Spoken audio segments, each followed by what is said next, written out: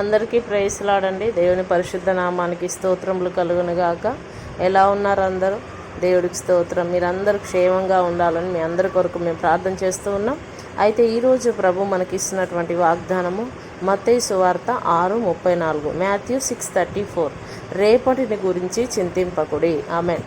దేవుడు చెప్తూ ఉన్నాడు, రేపటిని గురించి మీరు ఆలోచన చేయకండి, ఎందుకంటే మీ ఆలోచన యావత్తు నాపై వేయమన్నాడు దేవుడు. మన ఆలోచనలు, తలంపులు అన్నిటిని కూడా ప్రభు పాదాల దగ్గర తీసుకొని వెళ్ళి ఆయనకు ప్రార్థన చేసినప్పుడు ఆయన అంటున్నాడు, ఏ రోజు చింత ఆ రోజుకి చాలు. ఈరోజు మీకు ఏం కావాలో మీ పరలోక తండ్రికి తెలుసు కనుక మీరు మొదటగా నా రాజ్యాన్ని, నా నీతిని వెతకండి, నీవు కూడా మీకు అనుగ్రహిస్తానని దేవుడు చెప్తూ ఉన్నాడు.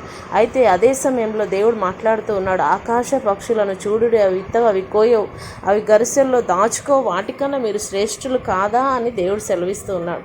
అందుకే మనం ఏ విషయంలో భయపడనక్కర్లేదండి. ప్రతి అవసరతను కూడా దేవుడు తప్పక తీరుస్తాడు. క్రీస్తు యేసునందు తన మహిమ ఐశ్వర్యము చొప్పున దేవుడు ప్రతి అవసరాన్ని తీరుస్తానని వాగ్దానం చేశాడు. కాబట్టి ఎప్పుడు కూడా మనం సంతోషంగా, ఆనందంగా ఉండాలనేది దేవుని యొక్క సంకల్పం. కాబట్టి ఈరోజు మరి ఈ యొక్క వాగ్దానం మనందరి జీవితంలో నెరవేర్చబడాలని ప్రార్థన చేసుకుందాం.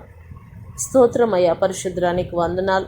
అవును నాయన, రేపటిని గురించి మీరు చింతించకుటి, ఏమి తిందుమా, ఏమి త్రాగుదుమా, ఏమి ధరించుదుమా అని మీరు ఏమాత్రము చింతపడొద్దని చెప్పి ఉన్నావు ప్రభా. ఈరోజు మా చింత యావత్తును నీపై వేస్తూ ఉన్నాము తండ్రి. నీకు స్తోత్రాలు. మా అవసరతలు, అక్కరలు అన్నీ తీర్చగల గొప్ప దేవుడు నీవై ఉంటుండగా ప్రతి ఒక్కరి జీవితంలో నీ కార్యములు జరిగించమని యేసు నామములో ప్రార్థిస్తున్నాము తండ్రి. ఆమెను. అందరికీ ప్రైజ్.